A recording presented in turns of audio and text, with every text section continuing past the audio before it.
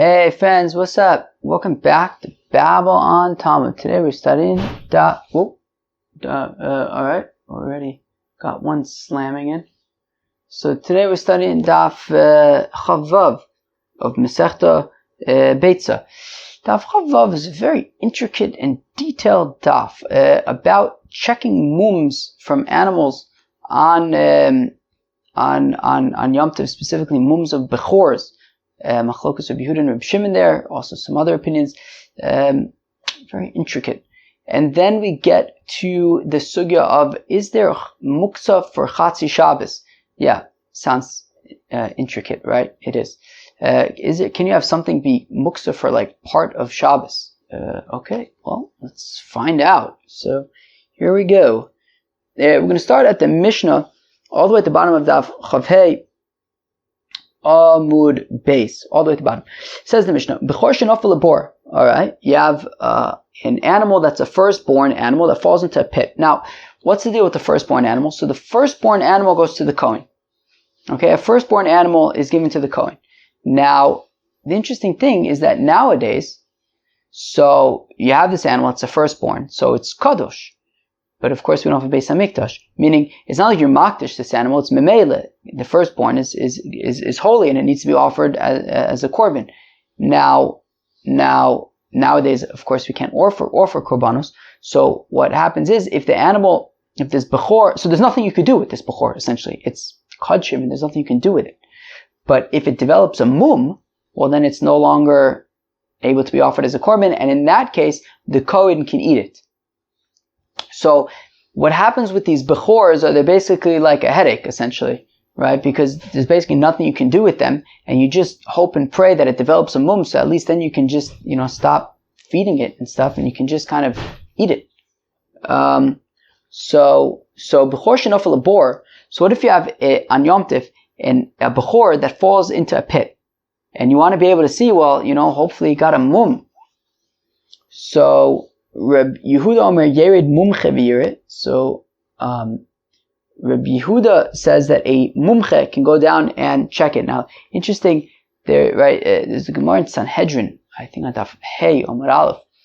So it says that when Rav was going from Eretz Yisrael to Bavel, so Rabbi Chia brought him to Rabbi Yehuda Nasi, and he asked basically to give Rav essentially what amounts to smicha. It's like nowadays, when you get smicha, it's called yore smicha. But there's also, and it's like, I guess yoredeya and whatever. Then there's also yodin, which is like dayonos. And then there's yater bechoris.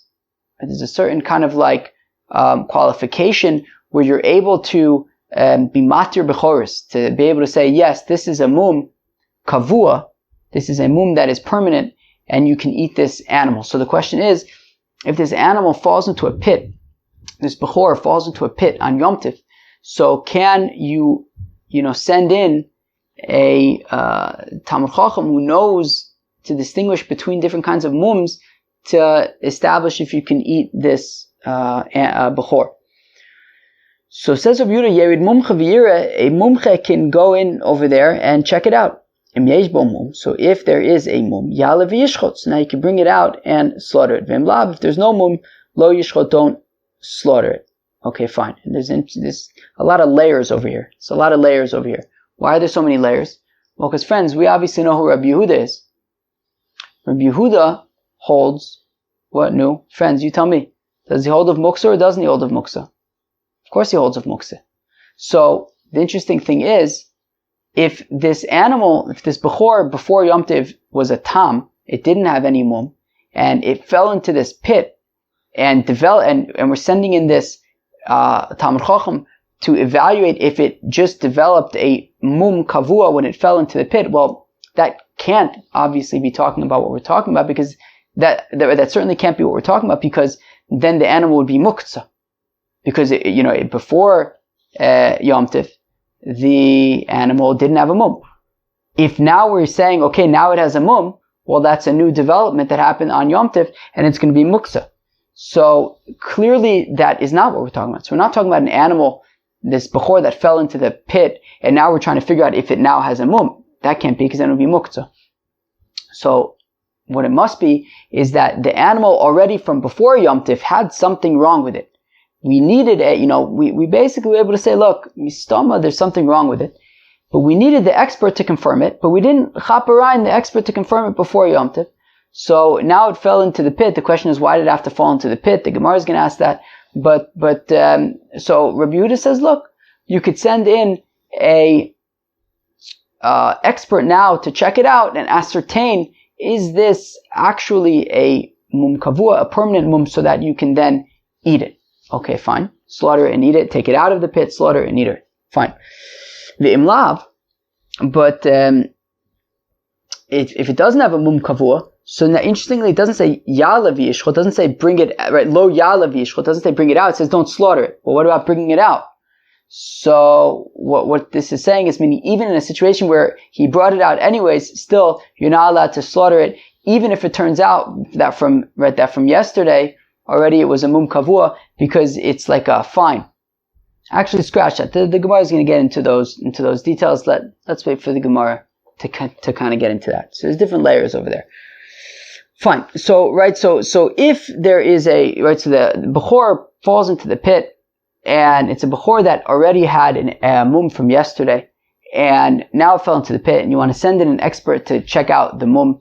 It had a mum from yesterday. You want to check it. You didn't check it out yet. You want to check out send in the expert to check out the mum. If it turns out that it's a mum kavua, so you could take out the animal and slaughter it. But if it's not a mum kavua, so then you can't slaughter it. Fine.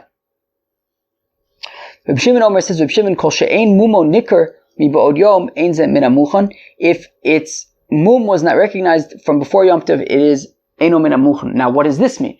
Because of course we know that Reb Shimon doesn't hold a muktzah, right? Reb Shimon doesn't hold a muktzah, and therefore, so what does it mean that if its mum wasn't recognizable from before Yom Tov, then it's not min hamuchan? I mean, he's not concerned about muchan versus muktzah because he doesn't hold a muktzah. What it means is that if you didn't check it out before Yom Tov, then you're not allowed to check it out on Yom Tov, because we don't want, it's as though you're like judging a court case, which we don't do on Yom Tov, or it's as if you're fixing the animal that now you can eat it, right? So we don't do that on Yom Tov. We're not masakin, and we're not done din on Yom Tov. So says Reb Shimon, if you didn't already evaluate the animal before Yom Tov, so then you don't do it on Yom Tov. So Reb Yehuda says that you can evaluate the animal on Yom Tov, assuming that it already had a mum from before Yom Tov, and now you're just evaluating it on Yom Tov. Reb Shimon says you can't evaluate it on Yom Tov because it's like you're judging a case, or it's like you're fixing it, like you're fixing the animal that now you can slaughter it. That would not be allowed according to Reb Shimon. It says the Gemara, "My what's the machlokas between Reb Yehuda and Reb Shimon? He named a bro and mum and kamiflige." So if all they're arguing about is, look, can you inspect mums on Yom Tov? Reb Yehuda says yes. Reb Shimon says no.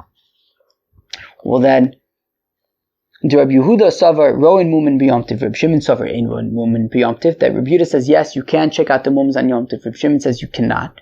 V'lif l'gubu roin mumen da'alma. Well then, what do we need like the whole saga of like the Bechor who fell into the pit?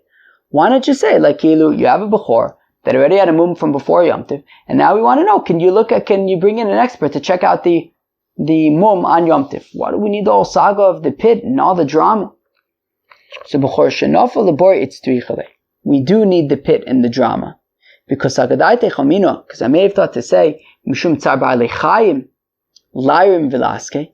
Well, because I may have had the havmina to say that, well, out of concern of tzar ba'alei chayim, Nebuch, you have a Bechor that fell into a pit, so maybe out of concerns for tzar ba'alei chayim, in order to prevent unnecessary discomfort to this animal, you should be able to take out the animal from, to be like tricky and say, well, for sure, the animal must have gotten a moment to be able to bring it out. So clearly we're seeing that is not the case. That both Reb Yehuda, right? Reb Yehuda says no. First, you have to check it out. Reb Shimon says you're not even allowed to check it out, right?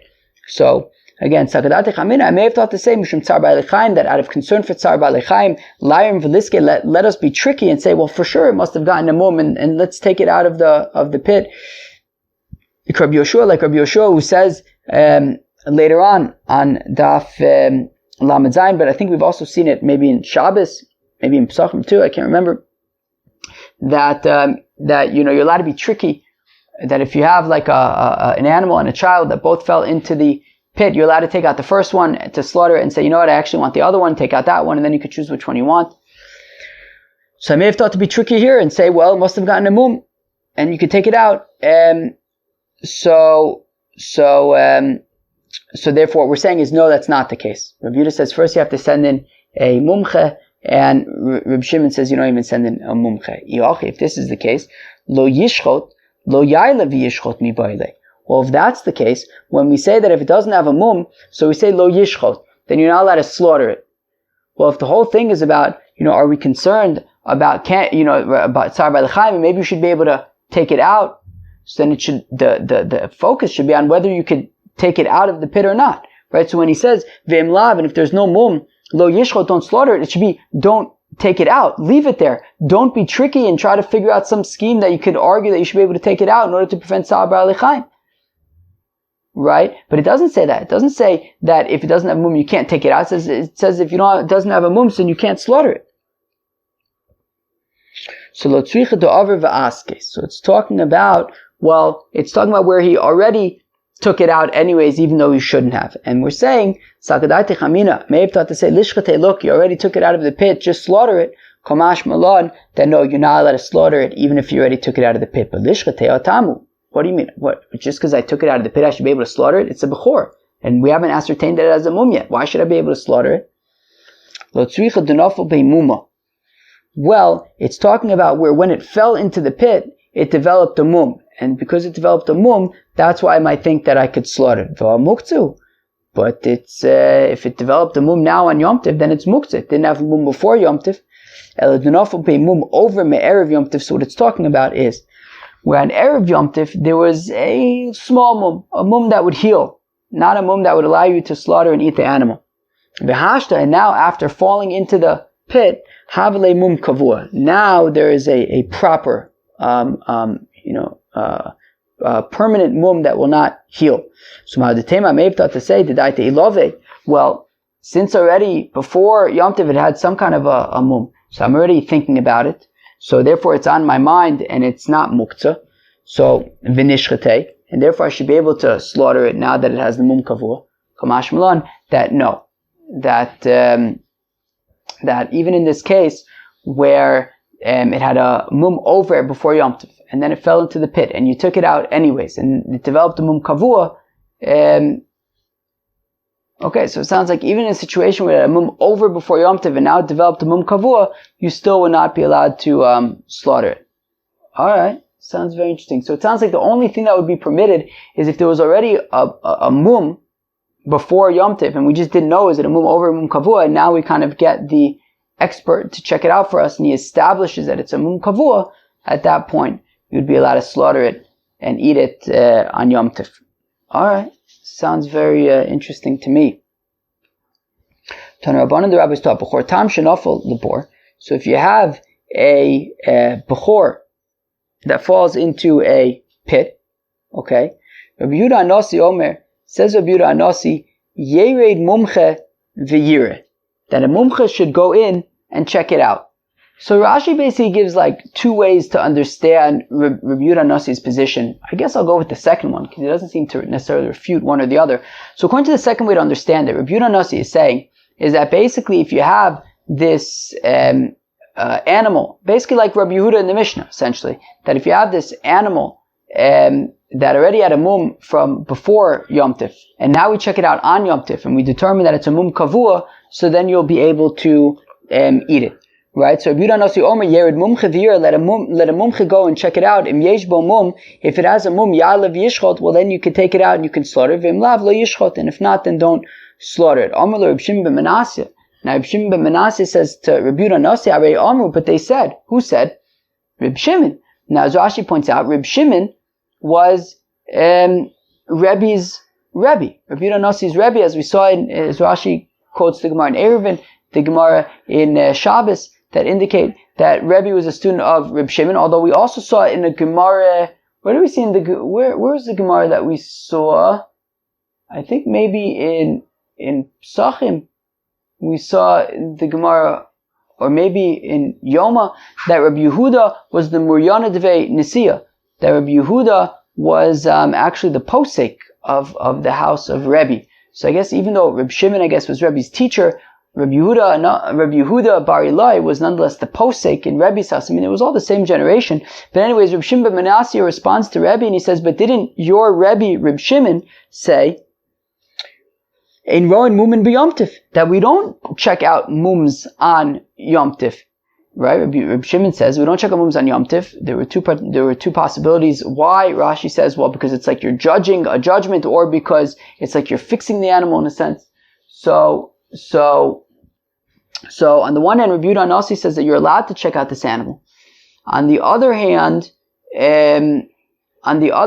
Reb Shimon ben Manasseh points out that Reb Shimon, his Rebbe, says, Ein one moomin b'Yom Tif, that we don't check out mooms on Yom Tif. Keitzad, what does this mean? Nolad bo mum me'erev Yom Tif, that if there was a mum already from Erev Yom Tif, ein mivakin also b'Yom Tif. So Reb Shimon would say that we don't take a look, right, kind of like in our Mishnah. Reb Yehuda says that you would send in the expert to check out the mum, and Reb Yehuda says that you, and Reb Shimon says that you don't. Nolad bo mum. Now, if there was a mum b'Yom Tif, now if on Yom Tif it first got the mum, Reb Shimon Omer ein zemin amuchon. Reb Shimon says that even if you do check it out, it doesn't work. So the interesting thing is that in the first case where there was already a mum from before Yom Tif, so Reb Shimon says don't check it out on Yom Tif. What we want to say is what this means is that's l'chatchila you shouldn't check it out on Yom Tif. But if you do check it out on Yom Tif, then it is okay. And if it's a mum kavur, you could slaughter it. But if the mum only came into being on Yom Tiv, then for sure not. If Shimon Omer ein zemin amuchan, you can't check this out on Yom Tiv and make it okay.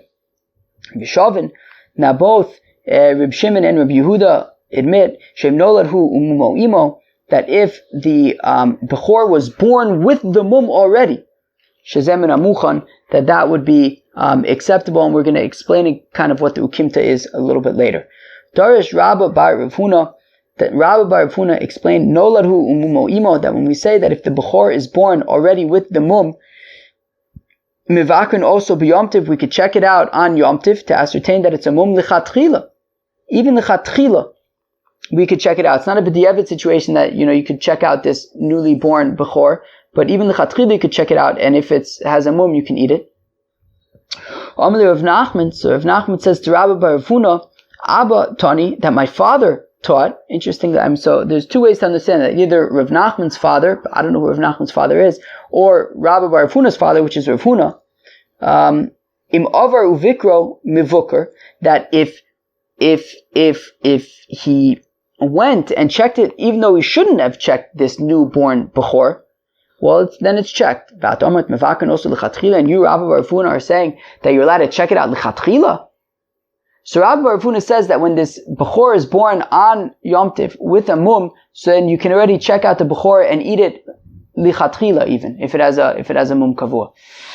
Says Rav Nachman that no, it's not lichatchila. If you did check it out, then beseder, but you shouldn't do it lichatchila.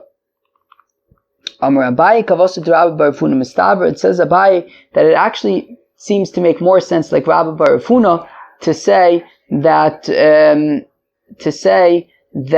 lechatchila you could check out this newly born Bechor and eat it if it has a mum kavua, because midikatani tlas above, from the fact that we had our earlier brisa with its three parts that said nolad bo mum me'erev Yom Tiv, that if there was a mum on Erev Yom Tiv, okay, and you haven't checked it out yet, ein mivakin also b'Yom Tiv, so Rav Shimon says that you're not allowed to check it out on Yom Tiv. Okay, fine. Lichatchila udelo. So lichatchila you shouldn't check it out on Yom Tiv. Hadiyevet shaper domi. But b'diyevet, if you check it out on Yom Tiv, so beseder. If it has a mum kavua, you can eat it, because it already had a mum already before Yom Tiv, and I guess you were thinking about it already, and it's considered muchan. And if you shouldn't check it out on Yom Tiv, but if you did, beseder. Nolad bo mum bi Yom Tiv. If on Yom Tiv it got a mum, Reb Shimon Omer says, Reb Shimon ein zemin amuchan, well then you can't check it out at all. Tafilu diyevet namilo, even with diyevet, it's not going to work. Even if it turns out it's a mum kavua, you can't eat it. V'hadar tani, so we had our b'diyevet case, that l'chatchila you shouldn't check it out, but if you did, it works, and that's when it had already a mum from before Yom Tiv. Then we had our second case, which was even b'diyevet it doesn't work, which is when the mum happens on Yom Tiv. So now we have a third case. Now, this third, right, meaning if the moom happens on Yom Tov, then even b'diavad, you're not allowed to eat it. Now we have this third case. So now the third case, when it says that you're allowed to eat this animal, this bechor that's born with a moom, that must be lichatchila. You can eat it. Because if it's b'diavad, you can eat it, then that's basically the same thing as the reisha.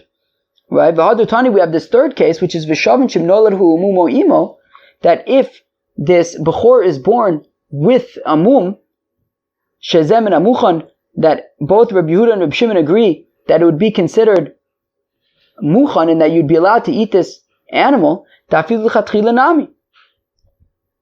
be even l'chatchila, because if it's b'di'evid, so that would basically be the reisha. So then just teach them together. Why do you have to teach them in three different parts, right? We taught the first part, which was saying l'chatchila no, but b'di'evid yes. We had the second part, which says even b'di'evid no. Now we have a third part.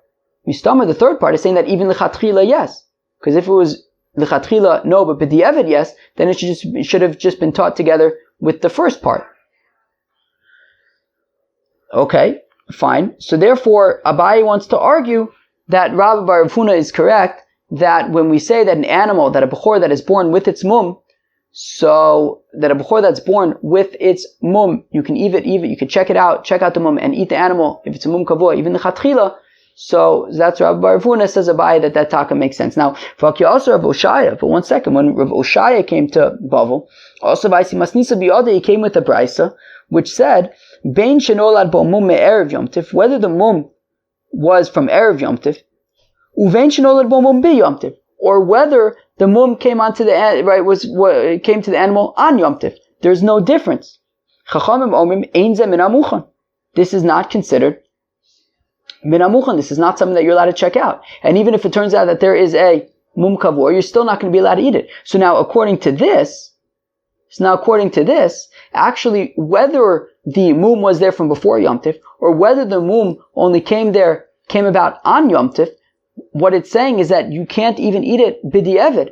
Now, if that's the case, well then, the next part of the Beitzah, which says that if you have a bechor that's born with a mum already, you're allowed to eat it, well that could be maybe b'di'evid you can eat it. The chatchila you shouldn't eat it, b'di'evid you can, right? Because the other two cases we're saying are that even b'di'evid you're not allowed to. Maybe we're saying that the bechor, when it's born with a mum, l'chatchila you're not allowed to eat it, but when we say you're allowed to eat it, it means b'di'evid. In which case it's like Rav Nachman. Velakasha hach. But what about the earlier Beitzah, which seemed to be implying that it's saying that even l'chatchila you can eat this animal? So ahi ada bar uchmihi de mishabish vitoni. Oh, that Beitzah is ada bar uchmi, who like messes up Beitzahs, so you can't really trust it. Amr Rav Nachman bar Yitzchak says Rav Nachman bar Yitzchak masnisin amideka. We could also imply it from our Mishnah, the Katani, that it teaches. Reb Shimon Omer says Reb Shimon kol she'ein mumo nikr me'erev Yom Tiv ein ze min hamuchan. That if its mum isn't recognizable from erev Yom Tiv, so then that's it. You can't use it on Yom Tiv. My ein mumo nikr. What does it mean that it doesn't have a mum? Ilemo she'ein mumo nikr klal. If it means that there's no mum at all, pshita. Obviously, then you won't be able to use it on Yom Tiv, because if there was no mum from before Yom Tiv and the mum only came on Yom Tiv, so then it would be, Reb Shimon doesn't need to argue to Reb Yehuda that would not be allowed, because Reb Yehuda, after all, holds of muktzah. So Reb Shimon doesn't have to tell doesn't need to argue on Reb Yehuda and say that if the animal before Yom Tiv didn't have any mum, and now on Yom Tiv it develops a mum, you wouldn't be allowed to check it out. I mean, Rabbi Yehuda would agree with that, because it would be considered muktzah. Right? So, pshita, do you even need to say that? Ella, rather, what's Rabbi Shimon arguing with Rabbi Yehuda about is the lo ischazi l'chacham erev Yom Tiv. It's talking about when there was a mum from before Yom Tiv, but it just wasn't shown to a mumche before before Yom Tiv. In mum kavua, in mum over, to determine if it's a permanent mum or a temporary mum. Katani miyas ein ze min hamuchan shma minam. We see that it doesn't work at all. So we see that both in a case where there was a mum before Yom Tiv and when there was no mum before Yom Tiv and the mum came on Yom Tiv, in both of those cases, even b'di'evid, it would not be allowed, which therefore means that when we have the case of the Bechor that was born with a mum, so we say that it is you're allowed to eat it, it means b'di'evid, which is like Rav Nachman and not like Rabba bar Rav Huna.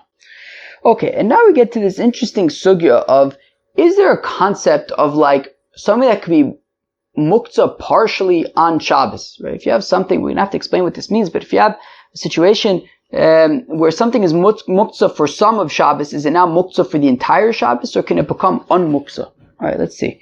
But mini Rav Hillel me Rave. So Rav Hillel asked a kasha from Rave. Yesh muktzah lechatzi Shabbos, or in muktzah lechatzi Shabbos. So is there a concept of something being able to be muktzah for only part of Shabbos, or not? Or can it become essentially the question is, if it's muktzah for part of Shabbos, is it now muktzah for the duration of Shabbos, or can it become unmuktzah again? Can it become muchan again? Alright. Hey chidami. Okay, what's this case? Well, ide erzi ben hashmosh is erzi.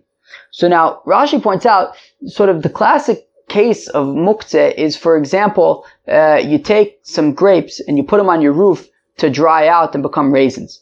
So basically, at a certain point, these grapes are going to be in a state where they're inedible. That kilu, they start off edible because they're fresh grapes, and they end off edible because they're raisins. But in the meantime, they're basically rotten grapes. So in between. So the point is that whole in between stage. I mean, you can't eat it. It's clearly muktzah. Once they're ready, well then they're muchan. Now, right now already you want to eat them. The whole point is that you went through this whole process so you can eat them. So now, if already when Shabbos started they were edible, well then they're fit for the whole Shabbos. What do you mean partial Shabbos? They're already fit for the entire Shabbos. If when Shabbos started they were still sort of in the stage where you're unable to eat them, well then you'll be unable to eat them the entire Shabbos. So then lo echze, they're not fit. So what's this partial thing? Here they are, if when Shabbos starts they're edible, so then they're edible then they're muchan. You can eat, you can enjoy them on Shabbos. If when Shabbos starts they're not ready, well then you'll have to wait till after Shabbos. So it's talking about raisins, that when Shabbos started they were raisins and they were edible, you can eat them. But then it rained. And when it rained, they kind of swelled up and became not very good to eat. But then the sun came out again and kind of dried them back out, and now you can eat them again. So basically when Shabbos started, they were edible, then they became inedible. The question is that now when the sun dries them out again, do we say that, well, once they became inedible, they become inedible for the duration of Shabbos? Or do we say, when the sun came out again and dried them out again, they once again become edible, and now you can eat them on Shabbos, and they're muchan, they're no longer muktzah. So what's the halacha? Omer. So Rav responded, yesh muktzah. Yes, there is muktzah. And therefore, once already, when it rains and they become inedible, so then you have to wait till after Shabbos. You're not going to be able to eat them when the sun comes back out and dries them out again. But we have a kasha of a shovin that both Beis Shammai and Beis Hillel agree. No, that both Rabbi Yehuda and Rabbi Shimon agree. Sheim nolad mumo imo, that if you have this Bechor who's born with a mum kavua, shezem and amuchan, that it's already going to be considered muchan. You can eat it. So basically, when it was, let's go weiter for a second. V'amai, how come you can eat it? Nema, hai bechor me'ikar ha'abachazi, agav ime. Well, let's say that when this Bechor was still inside of its mother, so if you slaughter the mother, you'd be able to eat the Bechor as well, because it's still, as long as it's in the mother, you could still eat it, whether it has a mum or not. So it was fit when it was still in its mother. Isilidle, idchile. Well, then when it was born, it was a Bechor, and you're not allowed to eat it as a Bechor. Achzai l'chacham ishtrile. And then when you show it to the chacham to determine if it has a mum kavua or not, and he says, yes, it has a mum kavua, and now you can eat it, well, now it's fit again. And we're saying that both Reb Shimon and Reb Yehuda agree that you'd be allowed to eat it. So what do we see? We see that it was fit. It then became unfit until you showed it to the mumche, and then it became fit again when he determined that there is a mum kavua. So why is Rav is saying that once something becomes muktzeh, it becomes muktzeh for the duration of Shabbos, if when we see that this Bechor, when it was born, it was not edible, but once we determine that it had a mum kavua, now you can eat it again. So Amar Abaye v'Tamer of Safra could go on Diyas v'Dayone Hosam, says of Safra, says Abaye, some say of Safra, that no, the judges, the people who were going to check out this Bechor for its mum, were there immediately. So they were immediately able to ascertain if it had a mum kavua. So there was never actually that in-between stage where it was inedible because it was a Bechor. Okay. Those who say ein muktzah l'chatzi Shabbos. Now those who say that actually what Rava said is that there's no muktzah for Chatzi Shabbos. That once, that meaning you had these raisins that you could eat, but then it rained and now you cannot eat them. Okay, but then when the sun comes out, you can eat them again. There's no problem. Just because they were muktzah at one point doesn't make them muktzah for the duration of Shabbos. So let's say that the following supports Rava. V'shavin she'im nolad umumo imo, that both Reb Shimon and Reb Yehuda agree that if the animal was born, that if the Bechor was born with a mum, shezeh min amuchon, that it would be that you can eat it. And here we see that the Bechor, when it was in its mother, it was fit to be eaten. Agav ime, because if you slaughter the mother, you can eat the animal, the fetus. In this case, the Bechor. And then when it was born and it was a Bechor, you were not allowed to eat it. And then once you show it to the Chacham to check it out, now it becomes, the Chacham says, okay, now you can eat it. So we see we have a situation of where it was fit when it was in its mother, it became unfit when it was born, and now it became fit again when the Chacham checked it out. And we see that both Rabbi Yehuda and Rabbi Shimon agreed that it would be edible. So Abai B'Tem Rav Safra Kagon Dias V'Dei Hosam. So Abai and some say Rav Safra say, yeah, but that's because there were judges over there, people who were able to check it out immediately and determine immediately that it had a mum, and there was never actually that in-between stage where it was not allowed to be eaten. Alright. Toshma, coming here. If you have a fellow who was eating grapes, and there were leftover grapes, so he says, okay, I have leftover grapes, let me bring them up to the roof, and I'll, let them sit out in the sun for a while, and we'll have some raisins. But to Einim, maybe he was eating figs, and he put them up on the roof to make dried figs. Well, you're not going to be able to eat them until you set them aside already before Shabbos. Okay, what does this mean? And the same thing would apply to peaches and quinces, and all sorts of other dried fruits. What are we talking about? Well, if already before Shabbos started, these raisins were already done drying out, and now they're raisins. So why would he have to set them aside? I mean, they're already edible. It's fine. You don't need to set them aside.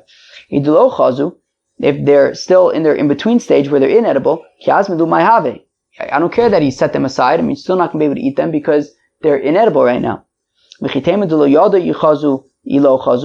you can say, well, he wasn't sure if they were fit or not, and that's what we're talking about. So that's why you have to set them aside to say that he wants to eat them. Rav Kahana says, Muktzah sheyavesh, that if you have these figs and stuff, these grapes that you put aside to dry, and sheyavesh, that have already dried out, and now Shabbos comes, they're already dry. But just the owners didn't know that. Mutter, if they find out the next day on Shabbos, right, that, oh, great, it looks like they've already been dried out, well then you're allowed to eat them. So you wouldn't have to set them aside either. So elalav, tichazu v'idchu v'hadar echzu. So you want to say, well, it's talking about where a situation where they were fit to be eaten, and then they became unfit. So Kilu is setting them aside already before Shabbos, that in the event that it should rain, and meaning right now they're raisins, they can be eaten, but in the event that it rains, that and they get kind of inedible and then become edible again, I'm setting them aside right now so that I should be able to eat them afterwards. The Amart, and if you say in Muktzah that there is no Muktzah l'chatzi Shabbos, meaning that, okay, well, if they became inedible at some point, and then the sun came out, and now they become edible again, they become dried out again, if we say ein Muktzah, so what? So you'll be allowed to eat them again, so lam lu azmana, why would you have to set them aside? So it must be that ein Muktzah l'chatzi Shabbos, but elamai, yesh Muktzah, so what? Are you going to suggest then that there is Muktzah for Chatzi Shabbos, and therefore when they become inedible when it rains, so then they're Muktzah for the duration of Shabbos, and that's why he has to set them aside in advance? But kiazmalu mayhave. But what's the difference when he sets them aside? At the end of the day, when he sets them aside, they're currently raisins, right? Before Shabbos, they're raisins. So there's no point of setting it. They're already set aside. They're edible right now. The whole point is that at a certain point they become inedible. And you can't set that aside in advance, because in advance, you don't need to set them aside. Setting them aside is absolutely nothing because they're already set aside. They're edible at that time. So lo tzricha da'achzu v'lo achzu. No, what it's talking about is where the raisins are in a place where they're kind of like edible, but also like not. Like it depends on your palate. Some people eat them like this, some people don't eat them like this. And in this particular case, if you set them aside already before Shabbos and say, look, I'm happy to eat them like this, well then you can eat them. If you didn't do that though, well then you can't necessarily eat them, because not everybody enjoys them this way. But it's not necessarily a proof for whether we'll say that there's muktzeh for, part of Shabbos or not. Friends, that was daf Chavav. As I said at the beginning, it was a very sort of technical daf. We started off with the machlokas between Rabbi Yehuda and Rabbi Shimon about when you have an animal that's a Bechor, and from before Yom Tov already, it had a moom, but you didn't get it checked out with the mumche yet. And then on Yom Tov it falls into a pit. So Rabbi Yehuda says, okay, so check out the animal, check out the Bechor and see if this mum that we had already from yesterday is a mum kavua, so then you could slaughter it and eat it on Yom Tov. If it's not, so then you won't be able to. Rabbi Shimon says that no, you don't look at mums on Yom Tov, because it's kind of like we're judging a case, which we don't do on Yom Tov, or that we're like fixing the animal in a sense. So he says that no, we don't do that. We then saw machloks between Abaye and I don't know if you could say, I guess the Gemara bring a kasha on Abaye. You can also say, I guess, machloks between Rabba bar Rav Huna and Rav Nachman about how to understand so basically there's like this Beitzah that has three parts, right? So the first part is what happens when the animal had a mum from before Yom Tov, and so Reb Shimon says that you wouldn't be allowed to check it out on Yom Tov. But one way to understand it is that, well, if you did check it out on Yom Tov, so then it would be okay. And if it has a mum, you'd be allowed to eat it. But if the mum came on Yom Tov, so then certainly you would not be allowed to check it out on Yom Tov. But everyone agrees that if the Bechor was born on Yom Tov with a mum, so then even the Chatchila, you'd be allowed to eat this Bechor. That is how Rabba bar Rav Huna understands it. Rav Nachman argues and says that no. Those first two cases, based on Rav Boshaya, the Beitzah Rav Boshaya brought, he says that those first two cases are talking about, right, both the case of when there was a mum already before Yom Tov and when the mum only showed up on Yom Tov, you're not allowed to eat that animal even if there's a mum kavua in both of those cases. And when there's a Bechor that's born with a mum, so then you can only eat it b'di'evet, but not l'chatchila. Then we tried to tie this into the question of, is there a concept of muktzeh for part of Shabbos? And what that means is, let's say you have these grapes that already became raisins, and then it rained and now you can't eat them, right? So as raisins you can eat them, but then it rained and now you can't eat them, but then the sun came out again and dried them out again, and now again you can eat them. So the question is, do we say that when they became inedible in the middle, so then, okay, they became muktzah and they remain muktzah for the duration of Shabbos? Or do we say, no, they were muktzah at that time, but when the sun came out again, they became edible once again, and now you can eat them? And we didn't quite answer that question. We kind of saw how it can go either way. But that's where we kind of ended off today. Friends, that was Daf Chafei of Masechta Beitzah. I hope you enjoyed it. Cheers.